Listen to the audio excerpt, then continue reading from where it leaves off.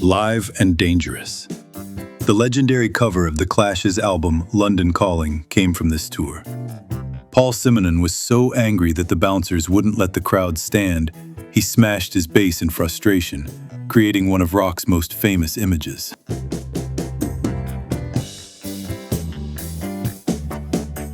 Pink Floyd, 1967.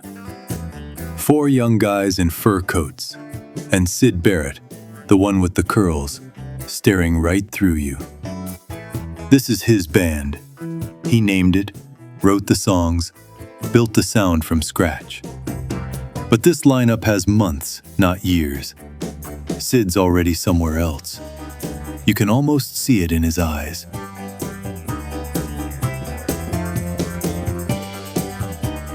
A young Jimi Hendrix in 1964, paying his dues as a guitarist for the Isley brothers. He was a hired gun, often fired for being too flashy. It was here, on the Chitlin circuit, that he honed the showmanship that would make him a star.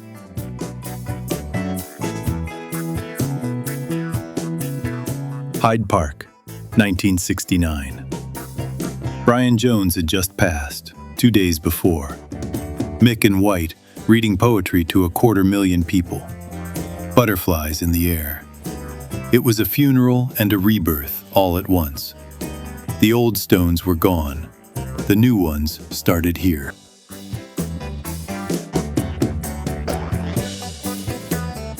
A rare moment of calm for the notoriously explosive supergroup, Cream. The band's name was no accident. Clapton, Bruce, and Baker were already considered the absolute cream of the crop among all British musicians. Their brilliance was matched only by their egos.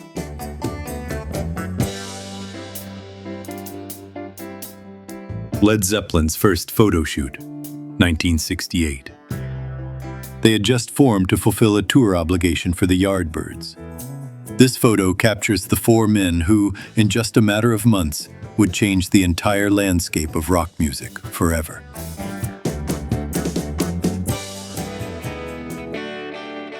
Freddie's Flat, London, 1973. Queen's debut just came out.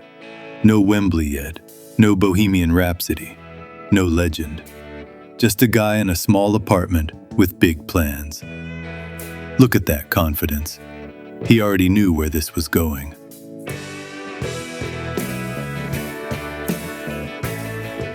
Phil Collins in 1986, at the absolute peak of his powers. With a massive solo album and a #1 hit with Genesis, he was the undisputed king of 80s pop. The hardest working man in music, and completely unstoppable.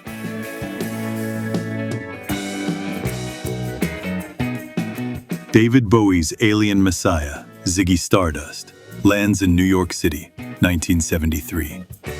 His gender-bending theatricality was a shock to the system for mainstream America. This wasn't just a concert, it was an invasion, and rock and roll would never be the same.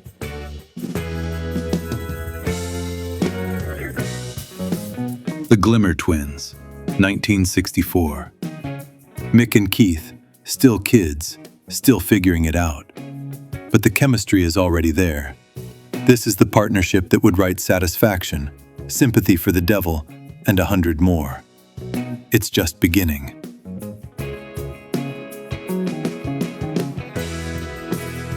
The legendary Cherry Vanilla. Before she was a punk rock pioneer in London, she was David Bowie's publicist during the Ziggy Stardust era in New York.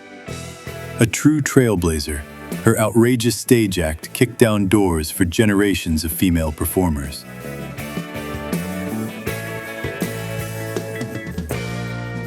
The Man in Black, with the red, white, and blue. This is from 1974, the year of his album Ragged Old Flag.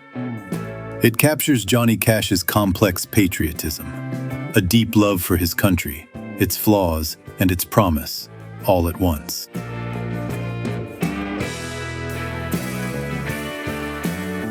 The Professor, Neil Peart, in 1977. This was the tour for A Farewell to Kings, A victory lap after their album 2112 saved their career. His sprawling kit was an orchestra, a perfect match for the complex philosophical worlds he was creating.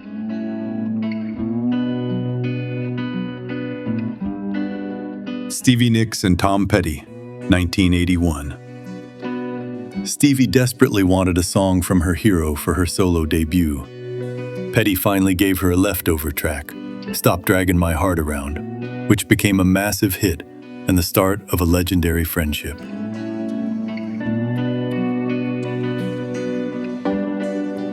Lennon and McCartney, 1962, in the very room where the magic happened.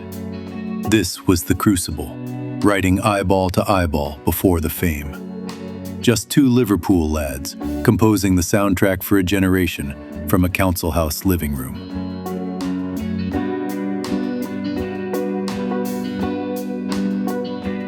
Earls Court, 1975. 3.5 hours a night. Lasers, film, the works. Zeppelin at full scale, not just loud, but massive. 5 nights in London, and every one of them felt like a statement. This is what the top looked like.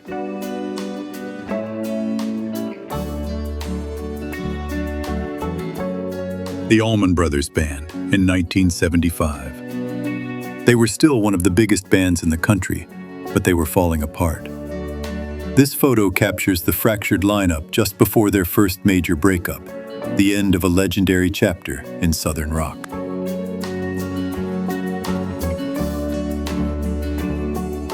Bob Dylan and Patti Smith in 1975. This was during the legendary Rolling Thunder Review, a meeting of 2 generations of rock poets. Dylan was a fan of her work, a quiet acknowledgement from the master to the new voice of the streets.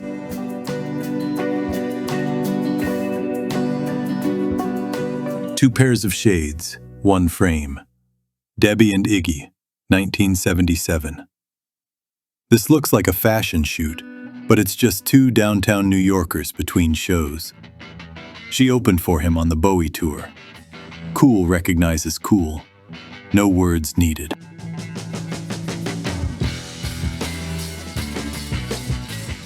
A meeting of gods at Madison Square Garden.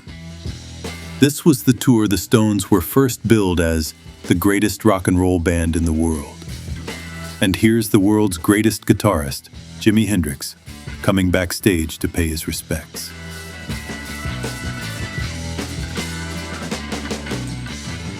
Long before Elvis or Chuck Berry, this was Sister Rosetta Tharpe, the godmother of rock and roll. Back in the 40s, she was fusing gospel with distorted electric guitar, influencing every single pioneer who would follow in her footsteps.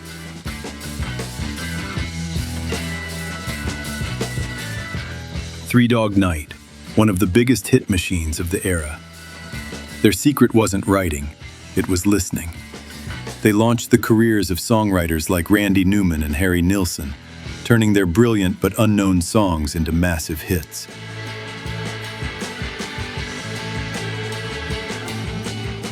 When Titans Collide, February 1964. The Beatles didn't want to meet the young Cassius Clay, and he called them sissies. But the reluctant photo op between the Fab Four and the future champ became one of the most iconic images of the decade.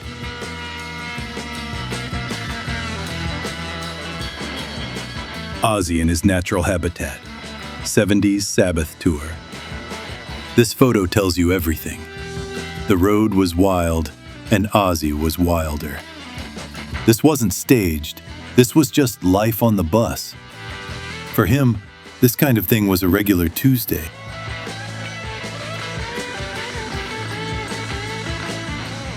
Pink Floyd's first and only American tour with Syd Barrett, 1967. What should have been a triumphant arrival was a disaster. Syd's erratic behavior on this tour forced the band's hand, leading them to bring in David Gilmour soon after.